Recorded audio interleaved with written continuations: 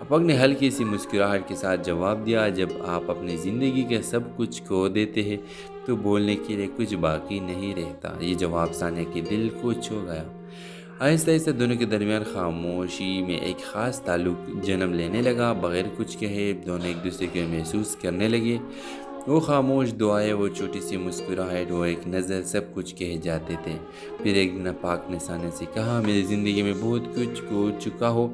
ایک حادثے میں بیوی اور بیٹی دونوں چلے گئے، میں ٹوٹ گیا، بکھر گیا۔ اب کسی رشتے سے ڈر لگتا ہے، مگر تمہیں دیکھ کر یوں لگتا ہے جیسے زندگی دوبارہ دروازہ کھٹکھٹا رہی ہے۔ ثانیہ نے آنکھوں میں نمی آ گئی۔ اس نے افاق کا ہاتھ تھام کر کہا، کبھی کبھی جو ٹوٹتے ہیں وہی دوسروں کو جوڑنا سیکھتے ہیں۔ میں تمہیں زندگی دوبارہ جینے کا حوصلہ دینا چاہتی ہوں۔ کچھ مہینوں بعد دونوں کا نکاح سادگی سے ہوا۔ ثانیہ کی زندگی میں وہ خاموشی جو ایک خلا تھی اب ایک مکمل دعا بن چکی تھی۔ تو ویورز، اکثر خاموشیاں بولتی ہے، ایک ایسی کہانی ہے جو ہمیں سکھاتی ہے کہ ہر خاموش شخص بے جان نہیں ہوتا۔ کچھ زخم لفظوں سے نہیں، صرف خاموشی ساتھ سے بھرتی ہے، اور سچی محبت وہی ہے جو لفظوں کی محتاج نہ ہو۔ ڈرامہ سیریل کے حوالے سے اپنے رائے کی اظہار لازمی کمنٹ کریں، ساتھ میں ہمارا یوٹیوب کا چینل سبسکرائب کرنا مت بھولیے۔ تھینکس فار واچنگ، اللہ حافظ۔ ہیلو ویورز، ثانیہ ایک سادی سیدھی باحیا اور سنجیدہ مزاج لڑکی تھی۔ شہر کے کالج میں پڑھاتی تھی اور چھوٹے سے کرائے کے فلیٹ میں اپنی بیوہ ماں کے ساتھ رہتی تھی۔ اس کی زندگی میں سکون تو تھا، لیکن خاموش بھی، جو ہر رات دل کو چپکے سے چبھتی ہے۔ ثانیہ کی ماں اکثر اسے کہتی، بیٹا تم اب عمر کی اس دہلیز پر ہو جہاں ایک ہمسفر ضروری ہوتا ہے، مگر ثانیہ ہر بار مسکرا کر خاموش ہو جاتی۔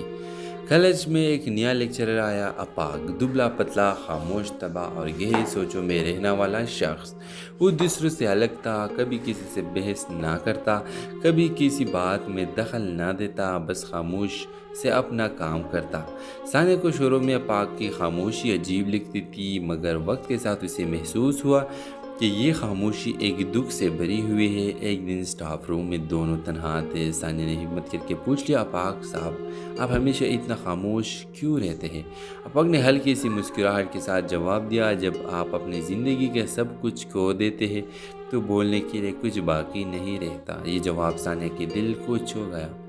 آہستہ آہستہ دونوں کے درمیان خاموشی میں ایک خاص تعلق جنم لینے لگا۔ بغیر کچھ کہے دونوں ایک دوسرے کو محسوس کرنے لگے۔ وہ خاموش دعائیں، وہ چھوٹی سی مسکراہٹ، وہ ایک نظر، سب کچھ کہہ جاتے تھے۔ پھر ایک دن افاق نے ثانیہ سے کہا، میری زندگی میں بہت کچھ کھو چکا ہو۔ ایک حادثے میں بیوی اور بیٹی دونوں چلے گئے، میں ٹوٹ گیا، بکھر گیا۔ اب کسی رشتے سے ڈر لگتا ہے، مگر تمہیں دیکھ کر یوں لگتا ہے جیسے زندگی دوبارہ دروازہ کھٹکھٹا رہی ہے۔ ثانیہ نے آنکھوں میں نمی آ گئی۔ اس نے افاق کا ہاتھ تھام کر کہا، کبھی کبھی جو